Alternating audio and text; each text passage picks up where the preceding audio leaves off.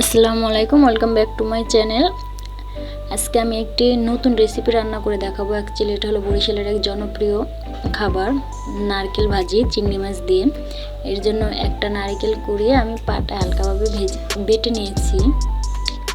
এবার কিছুটা পেঁয়াজ আর তেল দিয়ে হালকাভাবে ভেজে নিলাম। তার মধ্যে আগে থেকে কুটে রাখা কিছুটা চিংড়ি মাছ দিয়ে নেব। চিংড়ি মাছটা হালকা ভাজা হয়ে গেলে এর ভিতরে আমি একটু বেশি করে কাঁচামরিচ দেবো, কেননা এটা ঝাল ঝাল না হলে ভালো লাগবে না। তারপর এখানে হালকা পানি দিয়ে এর ভিতরে আমি মশলা অ্যাড করব। আমি এখানে 1 চামচের মতো হলুদের গুঁড়ো দিয়ে নিলাম।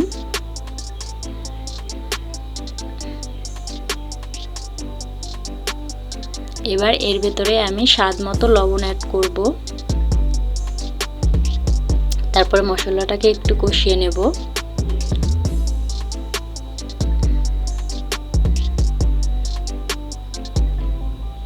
অ্যাকচুয়ালি এটা মাটির চুলায় রান্না করা হচ্ছে, যার কারণে এরকম ভিডিওটা ঘোলা ঘোলা এসেছে। তারপরে আগে থেকে বেটে রাখা নারকেলগুলো দিয়ে হালকা একটু পানি দিয়ে এটাকে আমি কষিয়ে নেব।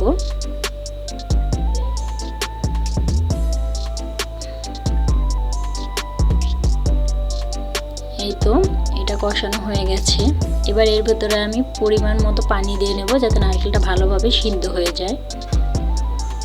এই পানিটা কিন্তু আমি একেবারেই শুকিয়ে ফেলবো, কেননা যেহেতু এটা আমি নারকেল ভাজি করতেছি, এটা একেবারে ভাজা ভাজা করতে হবে।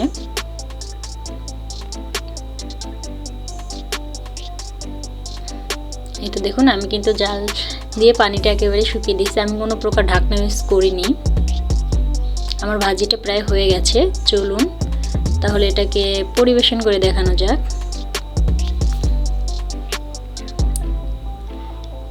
দেখতে কিন্তু মাশাআল্লাহ অনেক ভালো লাগছে। আপনারা চাইলে এভাবে খুব সিম্পলভাবে নারকেল ভাজি করতে পারেন। আর ভিডিওটি যদি ভালো লাগে তাহলে অবশ্যই আমার চ্যানেলটি সাবস্ক্রাইব করবেন। খোদা হাফেজ।